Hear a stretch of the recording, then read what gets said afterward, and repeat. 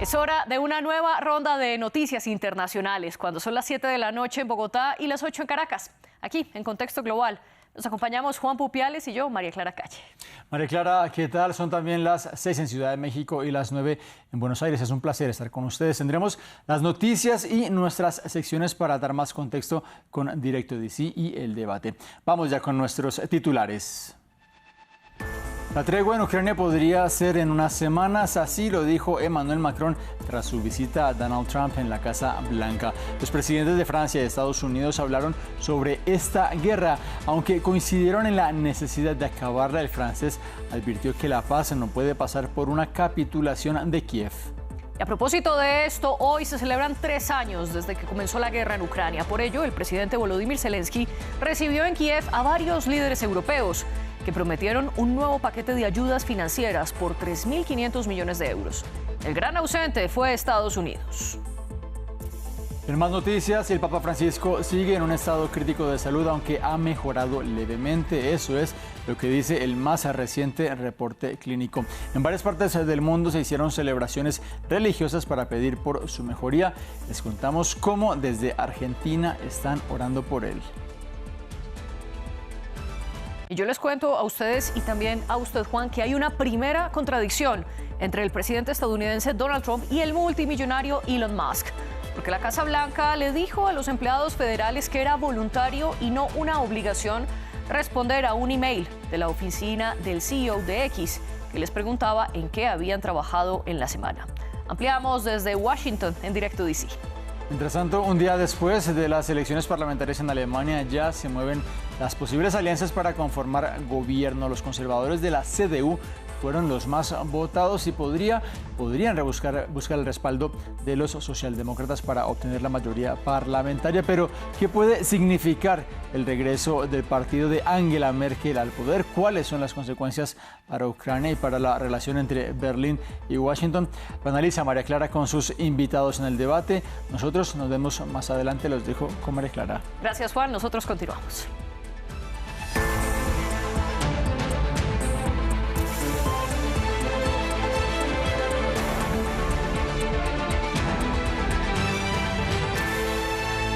Bienvenidos entonces a esta actualización de las noticias internacionales. Comenzamos hablando de que en medio de las diferencias entre Europa y Estados Unidos frente a la guerra en Ucrania, el presidente de Francia, Emmanuel Macron, viajó a la Casa Blanca. Allí se reunió con su homólogo estadounidense Donald Trump. Y en la rueda de prensa posterior, Macron insistió en las posturas de que Rusia es la agresora y que la paz no puede ser a costa de los territorios ucranianos. Pero Trump no se pronunció públicamente al respecto, con lo que da a entender que su postura continúa, aunque sí aceptó la figura de fuerzas europeas en la posguerra. Tras el encuentro, Macron dijo que la tregua podría tardar pocas semanas. El reporte lo tiene William Gasso. Un apretón de mano amistoso y discusiones cruciales. Donald Trump recibió a Emmanuel Macron en la Casa Blanca con un tema en el centro de la atención: el destino de la guerra en Ucrania. 3 años después del inicio del conflicto, ambos presidentes repitieron estar a favor de negociaciones de paz, con una condición para el mandatario francés: que no se pacte a espaldas de Ucrania. Queremos la paz. Esa paz no puede significar la capitulación de Ucrania. Esa paz no puede ser un alto al fuego sin garantías. Esa paz debe incluir las condiciones para la soberanía ucraniana, permitiendo a Ucrania negociar con todos los actores sobre las cuestiones que le conciernen y para las que es la única parte que puede negociar legítimamente. Francia pide garantías de que Moscú no podrá reavivar el conflicto como pasó después de la anexión de Crimea. Emmanuel Macron pidió a su homólogo estadounidense que respalde una fuerza europea de mantenimiento de la paz en Ucrania. Donald Trump se mostró alineado con las posiciones del presidente francés e insistió sobre la necesidad de Europa de garantizar su propia seguridad. Me complace que el presidente Macron esté de acuerdo en que el costo y la carga de asegurar la paz deben ser asumidos por las naciones de Europa, no solo por Estados Unidos. Europa debe asumir este papel central para garantizar la seguridad a largo plazo de Ucrania. El presidente estadounidense también precisó que Vladimir Putin estaría de acuerdo con la presencia de fuerzas de paz en Ucrania y expresó su optimismo en cuanto al fin de la guerra, afirmando que podría ocurrir dentro de las próximas semanas. Por primera vez, Rusia se mostró a favor de que los europeos hagan parte de unas eventuales negociaciones de paz sobre la guerra en Ucrania. De hecho, hoy el presidente ruso Vladimir Putin dijo que el Kremlin nunca se había opuesto a la idea y que ha sido Bruselas la que se niega a hablar con Moscú. También planteó la posibilidad de que tanto Rusia como Estados Unidos recorten a la mitad sus gastos militares. Escuchemos. Pero su participación en el proceso de negociación es necesaria, por supuesto. Nunca nos negamos a negociar con los europeos. Manteníamos conversaciones constantes con ellos. Es solo que en un momento dado, bajo la idea absurda de infligir una derrota a Rusia en el campo de batalla, ellos mismos rechazaron los contactos con nosotros. Si quieren volver a las negociaciones, que lo hagan. Y mientras los líderes de Francia y de Estados Unidos hablaban en Washington, sus gobiernos tomaron posturas disímiles en el Consejo de Seguridad de la ONU. Francia se abstuvo de votar una resolución propuesta por Estados Unidos que pide la paz en Ucrania, pero que no establece ninguna condición a cambio de ello.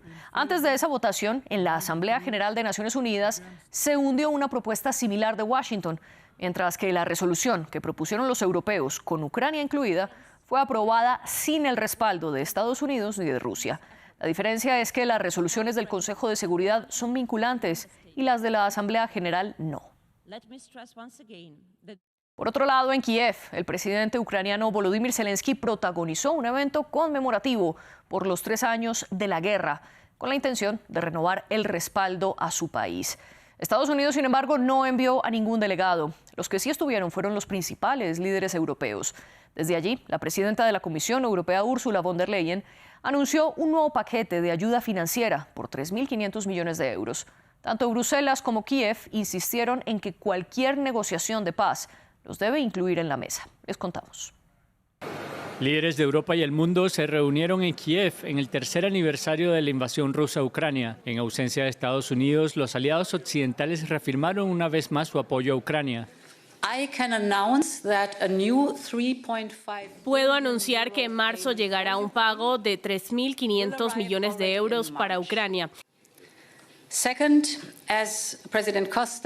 En segundo lugar, como acaba de anunciar el presidente Costa, se celebrará un Consejo Europeo Extraordinario y en este Consejo Europeo Extraordinario presentaré un plan global de inversión en defensa para aumentar nuestra producción europea de armas.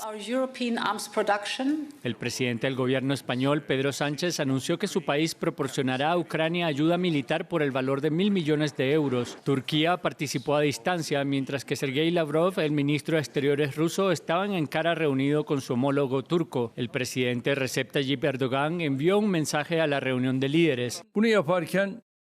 Seguimos manteniendo nuestro firme apoyo a la integridad territorial, la soberanía y la independencia de Ucrania. Lo digo con la mayor sinceridad. Tenemos importantes responsabilidades para garantizar que el próximo año conmemoremos el aniversario de la paz, no de la guerra. Aunque Estados Unidos no participó en esta cumbre, el presidente ucraniano Volodymyr Zelensky envió un mensaje a su homólogo Donald Trump. Nuestros equipos ya están trabajando productivamente con los Estados Unidos en el acuerdo económico que esperamos firmar en Washington. Y, presidente Trump, realmente nos gustaría escuchar de usted por qué toda nuestra gente, todas nuestras familias están preocupadas. ¿Habrá apoyo de Estados Unidos? ¿Será América el líder del mundo libre? Para nuestra gente, para la vida en general, es tan importante que el apoyo estadounidense, la asistencia estadounidense permanezca. Realmente creo que podemos ser igual de eficaces para tener garantías reales de paz. El secretario general de la ONU, Antonio Guterres, pidió no escatimar esfuerzos para poner fin a la guerra en Ucrania. Una paz que ha subrayado debe ser justa y duradera. Hablemos ahora sobre otra guerra y vamos a Medio Oriente. Israel estacionó una serie de tanques militares a las afueras del campo de refugiados de Jenin. Esto un día después de que esta clase de vehículos entraran por primera vez en 20 años a la Cisjordania ocupada. Todo hace parte de la operación Muro de Hierro que los israelíes lanzaron desde que comenzó la tregua en la Franja de Gaza. Estos operativos han dejado al menos 40.000 palestinos desplazados. Y por ahora, el ministro de Defensa israelí, Israel Katz, afirmó que ningún palestino podrá regresar a sus hogares. Es la primera vez desde 2002 que tanques israelíes son desplegados en la Cisjordania ocupada. como parte de una amplia operación militar lanzada el 21 de enero. El primer ministro israelí, Benjamín Netanyahu, afirma que la operación, bautizada como Muro de Hierro, tiene como objetivo derrotar al terrorismo. Los combates están cobrando un alto precio entre la población palestina. Según la ONU, unas 40.000 personas de varios campos de refugiados han huido de sus hogares. Aunque se queden, al final volveremos al campo. Pueden quedarse un día, 2 días, un mes, 2 meses, un año o incluso 2 años al final. Este campamento es nuestro, no tenemos otro lugar a donde ir.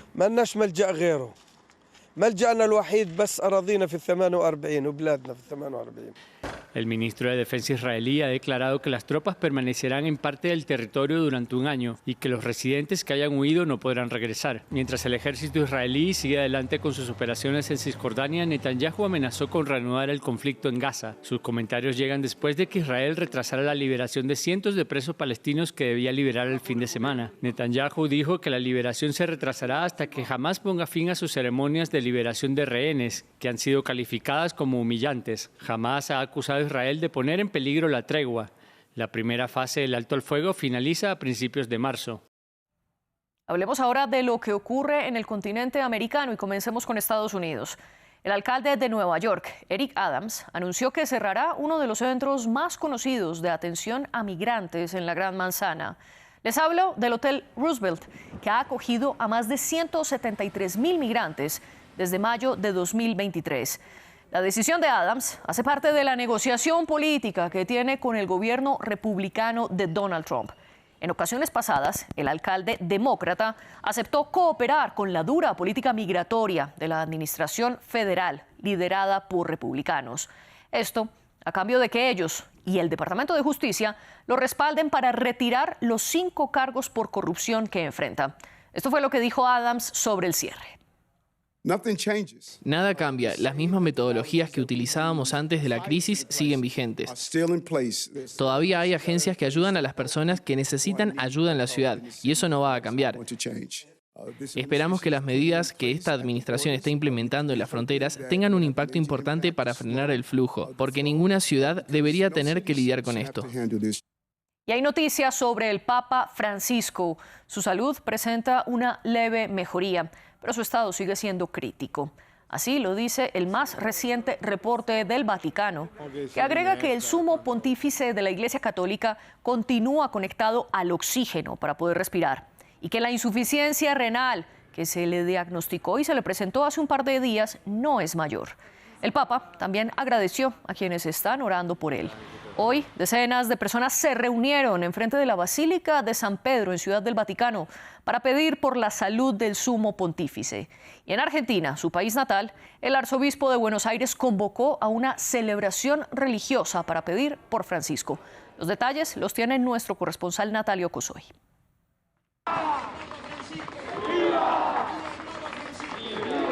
Quienes gritan estos vivas hoy por el Papa Francisco se reúnen aquí en la Plaza de Constitución, en la zona sur de la ciudad de Buenos Aires, una plaza que cuando el Papa todavía era Jorge Bergoglio y era arzobispo de Buenos Aires, vio como él estuvo aquí dando misa sobre todo dedicada a cuestiones sociales. Es un Papa muy vinculado a la cuestión social, al acompañamiento de los pobres.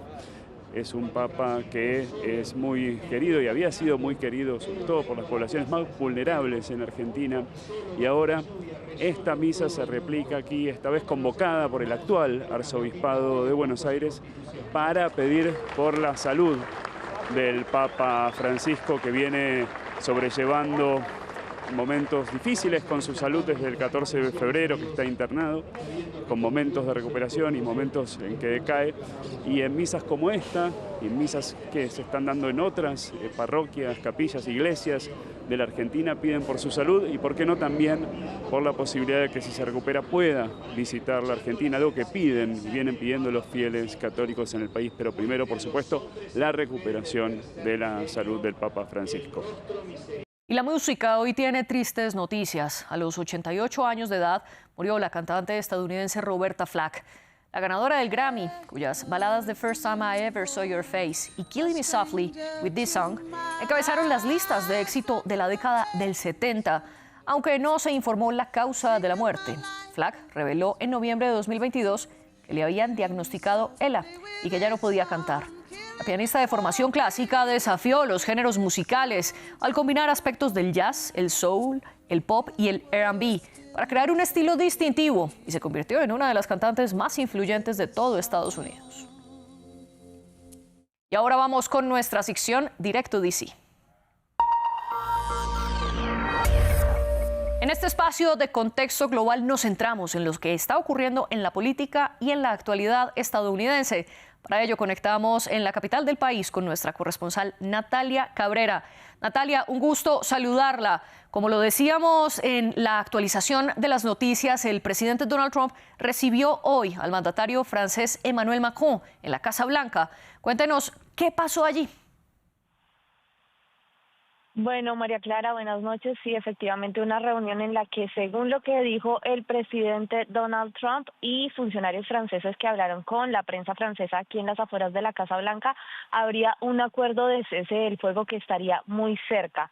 Este acuerdo sería similar al acuerdo en Gaza, que va por fases y de cuya verificación estarían encargadas las tropas europeas.